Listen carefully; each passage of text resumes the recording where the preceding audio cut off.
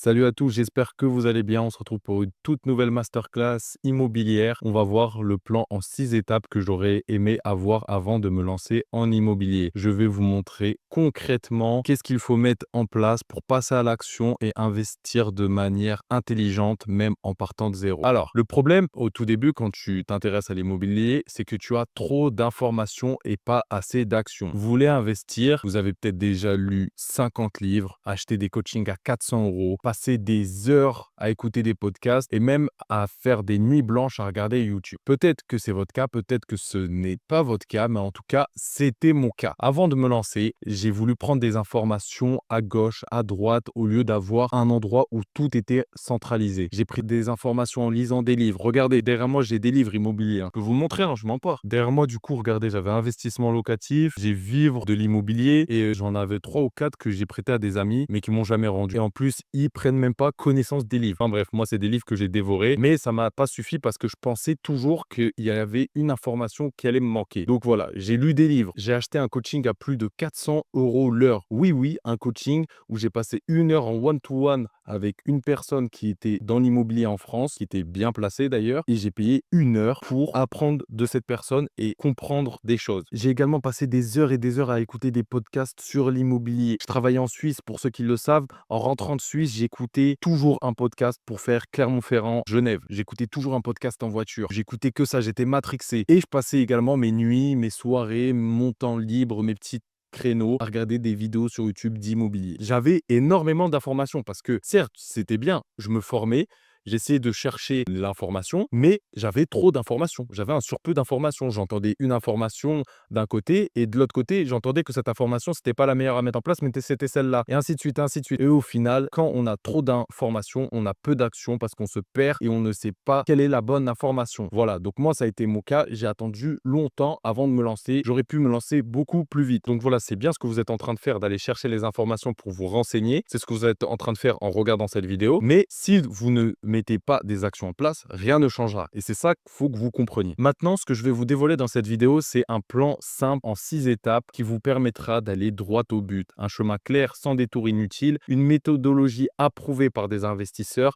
et des actions concrètes qui nous donnent des résultats rapides pour passer de la théorie à l'investissement concret. Déjà, ce qu'il faut faire, c'est qu'il faut que tu clarifies ta capacité d'emprunt. La première chose à faire, c'est de budgétiser ton projet avec précision. Si tu ne sais pas où partir, comment tu peux démarrer? Si tu penses pouvoir toucher à tous les projets immobiliers, tous les appartements, tu te fourres un doigt dans l'œil. Non, il faut que tu simules ton budget avec précision. Pour ça, il faut que tu identifies ton profil bancaire et ses atouts. Et il faut que tu connaisses tes limites avant de commencer à chercher. Ça sert à rien de chercher des biens à 200 000 euros si tu pourras être financé que à 110 ou à 80 000 ou à 150. Vous voyez ce que je veux dire? Ok. La première chose à faire, c'est de définir sa capacité d'emprunt maximale avant même de visiter votre premier bien immobilier. Sinon, vous perdez du temps et vous fourrez un doigt dans l'œil. La deuxième étape, c'est de définir son objectif d'investissement. Soit stratégique, pas opportuniste. Il faut que les chiffres parlent. C'est pour ça qu'on met en place des calculs de rentabilité. C'est pour ça que moi, je travaille avec ça. C'est que c'est les chiffres qui parlent et non pas tes émotions. Donc, quelle est ta stratégie? Est-ce que tu veux du cash flow immédiat, des revenus mensuels pour compléter tes finances? Est-ce que tu es un investisseur long terme dont tu attends la valorisation de ton patrimoine sur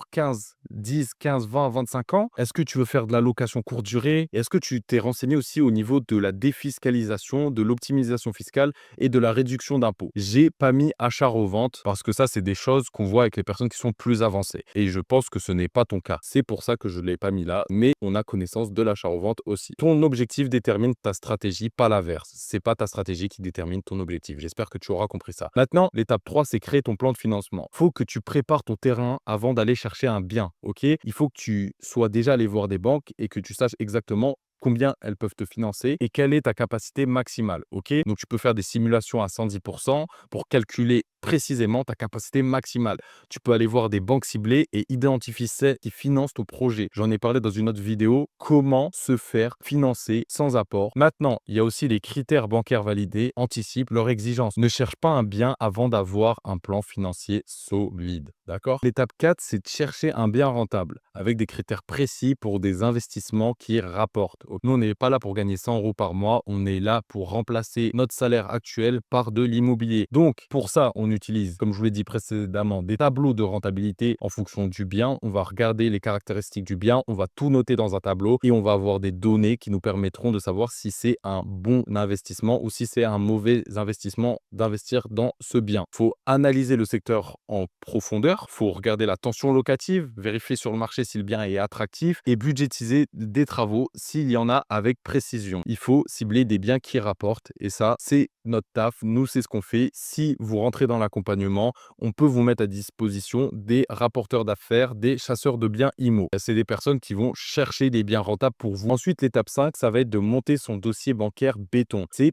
impressionner ton banquier. Quand tu vas au rendez-vous, le banquier il se dit mais c'est qui ce gars? Qu'est-ce qui vient de me sortir? Mais si je le finance pas, en fait, je suis fou. Le directeur de la banque, il va pas être content. Il faut que j'en parle au directeur. Monsieur le directeur, regardez, il y a un petit jeune, il est venu, il m'a présenté un projet. Oh là là, je suis choqué. Bref, faut devenir crédible devant son banquier et faut lui présenter quelque chose de carré avec des chiffres précis, des prévisionnels détaillés et une rentabilité prouvée. Il y en a plein qui me disent oui, je me fais pas financer, je pense que c'est à cause de mon âge, etc. Rien à voir. C'est pas à cause de ton âge, c'est à la manière dont tu présentes ton projet. J'ai acheté mes premiers appartements à 19 ans. À 19 ans, la majorité des banquiers, ils vont pas te financer un bien à part si tu appliquais les bonnes techniques que j'ai pu appliquer. Donc voilà, il faut venir avec des chiffres précis, des prévisionnels détaillés et une rentabilité prouvée. Donc des pièces jointes complètes, tous les documents nécessaires. Il faut que rien ne manque. Un argumentaire structuré. Il faut que tu saches bien pitcher ton projet et montrer les avantages et leur montrer à la banque que c'est une opportunité de te suivre parce qu'ils vont gagner des sous grâce aux intérêts qu'ils vont te mettre sur le prêt. Donc un dossier pro vaut 2 fois plus qu'un dossier amateur aux yeux d'un banquier. Il faut que tu deviennes une opportunité pour la banque et non pas un risque. Et maintenant, l'étape 6, c'est de savoir présenter et négocier intelligemment. Tu n'es plus un amateur, tu es devenu professionnel et tu maîtrises ton sujet. C'est-à-dire qu'au début, quand tu as commencé à te former et à vouloir apprendre l'immobilier, tu étais au niveau 0, tu n'avais aucune connaissance ou alors très vague. Et au fur et à mesure du temps, tu t'es formé, tu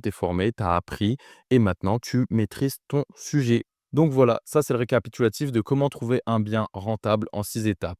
Premièrement, comme on l'a vu, c'est ta capacité d'emprunt, connaître tes limites financières, définir sa stratégie d'investissement, préparer ton plan pour être financé à 110%, parce qu'on cherche à être financé sans apport, sans rien sortir de sa poche, trouver un bien rentable, préparer un dossier bancaire et un argumentaire béton et négocier les assurances de prêt, négocier même le prix du bien. Enfin, il y a plein de choses à négocier que vous verrez quand vous serez à un stade avancé dans l'immobilier, mais ce sont des choses qui sont négociables et qu'il faut négocier pour gagner encore plus d'argent. Donc maintenant, arrêtez de chercher et commencez à agir. Vous avez un plan d'action que je vous ai présenté là, suivez-le. Certes, j'ai pas mis tous les détails parce qu'il y a beaucoup de détails, mais dans les grandes lignes, c'est ce plan d'action. Donc, arrêtez de chercher et commencez à agir. Et si vous êtes prêt à passer à l'action et à suivre cette méthode, un plan simple, une méthode approuvée et des résultats concrets, je vous laisserai cliquer sous cette vidéo où vous aurez un lien pour réserver un appel avec moi ou un membre de mon équipe. Durant cet appel, on pourra échanger ensemble sur vos problématiques et voir ce qu'on peut mettre en place pour vous. Et si on ne peut pas collaborer ensemble, ce n'est pas grave, au moins vous repartirez avec un plan d'action détaillé pour la suite. Voilà, c'était votre Garment. J'espère que c'est un peu plus clair pour vous. On se revoit dans une prochaine vidéo. Passez une bonne soirée,